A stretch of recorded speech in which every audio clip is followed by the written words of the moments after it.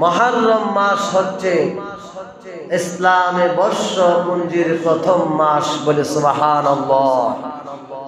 মুহররম মাসের আগমনের মাধ্যমে নতুন হিজরির সূচনা হয়। ইসলামী ক্যালেন্ডার চাঁদের হিসাব অনুযায়ী নির্ধারিত। হিজরি নববর্ষ হচ্ছে ইসলামী বর্ষ, মানে ইসলামিক যে 12টি মাস, তার প্রথম মাস হলো মুহররম মাস। সেই মুহররম মাস আল্লাহর কাছে খুবই পছন্দনীয়, সম্মানিত মাস।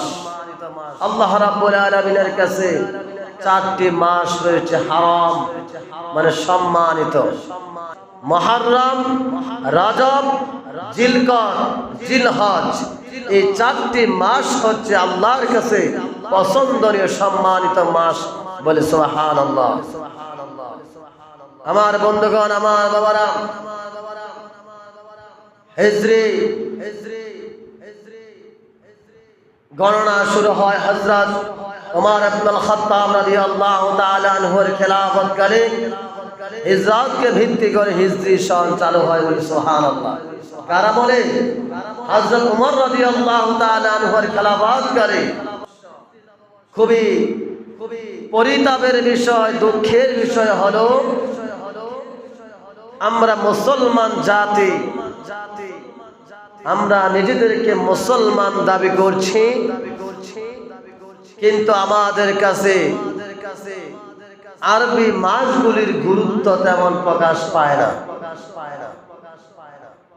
ইংরেজি বছরকে আমরা যেভাবে ওয়েলকাম জানাই, বাংলা মাসগুলিকে আমরা যেভাবে গ্রহণ করছি, আরবি মাসগুলিকে আমরা সেভাবে গ্রহণ করছি না।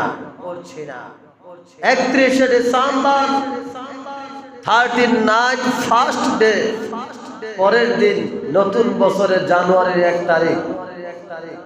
সেই নতুন বছরকে কেন্দ্র করে সমগ্র পৃথিবীতে হাজার হাজার টাকার আতশবাজি, বিভিন্ন ধরনের miking, concert, DJ, van party, ভালো মন্দ খাওয়ার যে একটা আমেজ আমরা দেখছি, সেই তুলনায় আরবি মাসগুলিকে তার বিন্দু পরিমাণ আমরা গুরুত্ব দেই না। একমাত্র যারা আলেমরাই, ইমাম সাহেবরাই সেই মাসগুলিকে তারা গুরুত্ব দিয়ে থাকে, সম্মান করে থাকে। নতুন বছর বৈশাখ মাস, এসো হে বৈশাখ, কত ধরনের যে ছন্দ বানায়। বৈশাখ মাস উপলক্ষে কত ছন্দ, কবিতা, গানের আমেজ তৈরি করা হয়। কিন্তু মুহররম মাস আরবি বছরের প্রথম মাস, মুহররম মাসটি বর্তমান চলছে, এর খবরটা অনেক মুসলমান জানে না। কথা বলে ঠিক কিনা? কয়জনে খবর রাখে? এটা আমাদের জন্য আফসোস, আমাদের জন্য দুর্ভাগ্য যে আমরা মুসলমান দাবি করি, কিন্তু ইসলামের কোন বিধান, ইসলামের কোন গুরুত্বপূর্ণ বিষয়, সেগুলিকে আমরা সেই পরিমাণ গুরুত্ব দিতে পারি না। এটা আমাদের জন্য দুর্ভাগ্য বলি। আমার বন্ধুগণ, আমার বাবারা, সেজন্য আমাদেরকে সদা সর্বদা আরবি মাসগুলি কি ব্যাপারে সচেতন থাকতে হবে।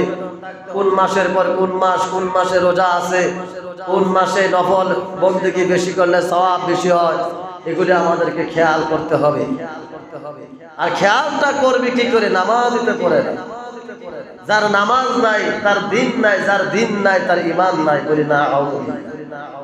যার নামাজ নাই তার দিন নাই, যার দিন নাই যার ঈমান নাই, তাহলে তাদের কাছে তো আর এই ফজিলতের কথা ভালো লাগবে না। সাহাবায়ে কেরাম রিদওয়ানুল্লাহি তাআলা আজমাইনরা তারা প্রতি বছর মুহররম মাস আসলে তারা অনেক গুরুত্বের সাথে মাসটাকে গ্রহণ করতেন। এ মাসে রয়েছে কিছু ফজিলতপূর্ণ আমল, এ মাসে রয়েছে গুরুত্বপূর্ণ একটা দিন যার নাম হচ্ছে আশুরা। মুহররমের 10 তারিখে আশুরার দিন বলা হয় বলে সুবহানাল্লাহ। সেই 10 মুহররম নফল সিয়াম পালন করা, মতান্তরে 9 তারিখও রাখা যাবে, 10 তারিখও রাখা যাবে, 10 তারিখও রাখা যাবে, 11 তারিখও রাখা যাবে। কেউ যদি চায় তাহলে 9, 10, 11 3 দিন রাখতে পারে। আলহামদুলিল্লাহ। আমার বন্ধুগণ, আমার বাবারা, আশুরা হলো মুহররমের 10 তারিখ।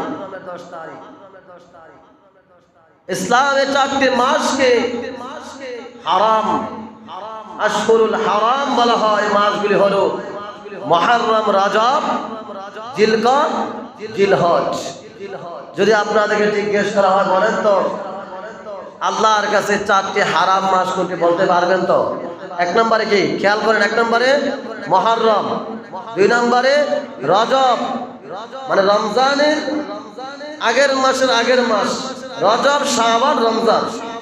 তাহলে মুহররম, রজব, জিলকদ, জিলহজ।